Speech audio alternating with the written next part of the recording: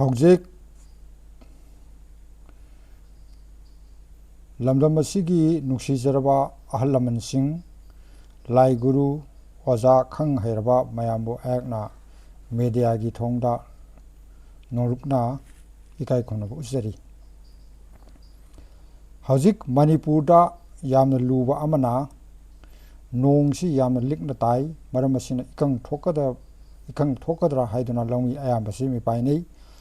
Masigi Serk Asida Longi Singna Har Darka Leibada Pata Tauraga Harbi Emma Lobasi Masita Wigano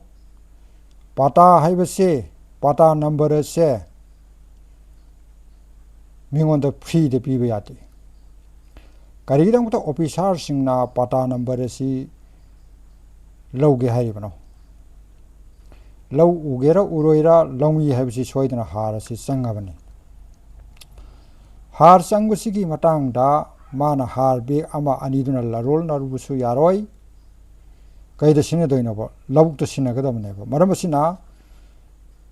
Aikoigi Har Yenuatam da Pata number Sinagano, Madam di Kaino Habatargadi, Aikoina officers in Sing Neighbor. Manipur labor officers Akoina Singadabangam de Madam di Kaino Habatargadi, Manipur Maru Oina Toiva Irang Kokiki Lalasi Karino Habata, Aikoigi Iraksida, Mitop Singna,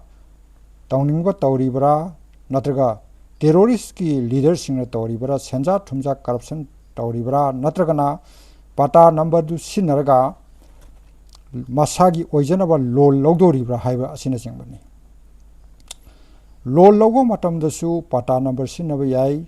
or Mifa Mipuna sing with the su, I coigi Pata number nursing the Sinavayai, Adubu, Har big ama pigudang to Pata number Pio Hariba, leader, Natra officer to Madugi Matakta Ikoina, being Krasang the Viati. I Samak Longi Amani, Maramasina, Masigumbasi, the Widanaba, Aina Mediagi Tongda in Ningsingari, Aduga, Patadana Amalaiba, Aduga, Katastan have the land record Ama Pansanba, Aduga Seran Toran Toraga, by Shatsan of Honaba Asisu, Akoitorabani.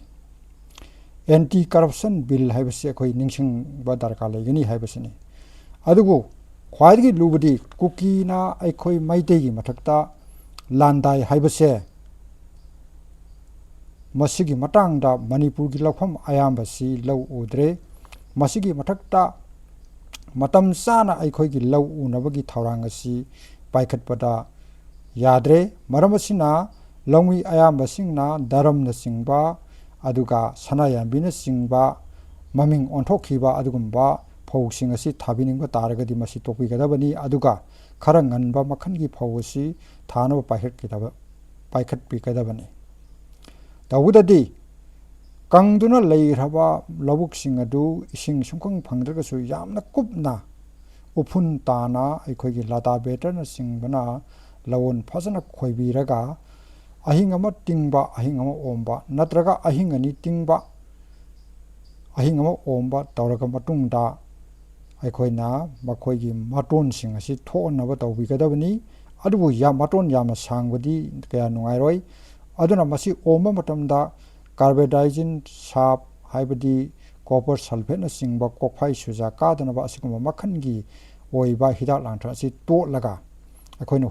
Hunbigadavani, Hunmatam the day. Aikoina Isingdo Hunba Haibadi Punghun Pampel Asiga Karakenagani. Punghun Hunbamatam the day Pampenda sang Iba Pogi sang, Adudi Saru Amahena, Hunbigadavani, Ado Pau Hogi sang Saho Masina Hengani, Ado Pau Tokpa sing Tokpas Masina Hengani, Adugo Masi section Bigadavadi, Punghun Dogamatam da Aikoina Numitra Wandi Dagina Kunni Paugi, Manungda Aikoina Sap. Carbidizin ID copper sulphate Singbasi, Saitopigadavani, Madam di Kokpai Suza, Gardanaba. Madam di Carino Hybatarga di Kokpai Suza, Asina, Aikogi Longi, the Yamna Sauna Saiting P. Punghun Hunba Hybasi, Aikoina Kangdabagi Wani, Tainagi Ipaipu Singna, Torok Pasanabi Amani, Adugo, Masi Matamdi, Laitrabanina Aikoinas, Sunga. Sungto Dogi Mahota Sung Ude Motomasimo Torang Sipai Kadabani. High Kumase Kumzin kang ba kawi ado kumai chon ba oiram ba taragadi haibasini aduna longmi aya mana thengnari ba mayamasi asigba kaya si lei maramasi na longmi gi darkar leiba singasi wangang na dabida sasat pithok na ba tobiu ado pata number na singba demand tobiganu maramdi manipur da leiriba wanom thanom toba dalali toba mayam singi wakal se khoine yengba matang pungning si yam nungai jate makhoi bu thajaba si leite maramdi pata number haibasi mingon da pithok ba yaba nati haibasi lo gi matung ina khoi khangara bani india gi lengak londa india gi constitution da har yen ba matam da pata number sino ji kanan haige ba masi torai da bani karam ba makhan gi officer no karam ba makhan gi niyom no masi shamto kono masi tawon haibsini adu hong garba har manipur gi nagaland kidang lansal laiba har sibog da nithin waina yendragadi masi ekoi lebak se kari oigani adu yamna ngai tabamna manipur asi dana nong da mai si anirak ahomrak mutpa akoina thaliba mai se tax pira thali hana joina hai re adu hanjal anjan mutle masi makhoi si office ki thaba si sumna tawdarabra tawraba haibasi chief minister oiriba aduga mla mantri singna angta check taw wi maramdi manipur puriba akogi sarkar gi thabak tawsing loina thajin ngai leitre maramdi keno nongda anirak muliba ahomrak muliba si karino atai lamdaji imphal dadi mutabra natrak akoi kumbi gi lamsidi yam kanna mulle masi akoina complaint tawundabadagi officer jingji naw chawba amba adi leireba mase akoina complaint tawina natraka mai si konadraba ai isamak gas na thongi ai isamak sing na thongi adubu sanda yasang ba haibdi lin kang thokpo yaba kharo thokpo yaba tamthiba matam asida lai ningna ba dharma karma tawba isor khorma matam se mai mutpa haibse tahoide masi tawgidana ba ikai khumna bagi masak orba mai gi department leib sing asi ikai khumna jariba manipur gi cm oiriba sing asina yangsin biu maramdi masi manipur si nakal ma hore maramdi ai khoina praja na thagat khiba mihut asina praja ai khoi gi mathak onjal laga sarak pagi phim ma tore masi tahon bidana ba ai samakna ningsing jari mai haibsi thana ramni ahing dadi adam lepolaitana thali sanda yor matam da tawri basi kari gino ai ngangi ba ina soibinara natraga mutkadabra natra india gi lengak londa indian constitution da sanda goningi mai mutkani leibra natraga chief minister gi ayabana mutpara natraga local mla gi matungina mutpara haibasi akhoina wahanga ma hangi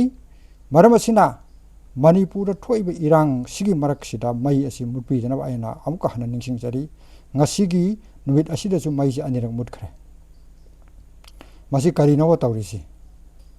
nate tolop sari du free de sari natra kamain torino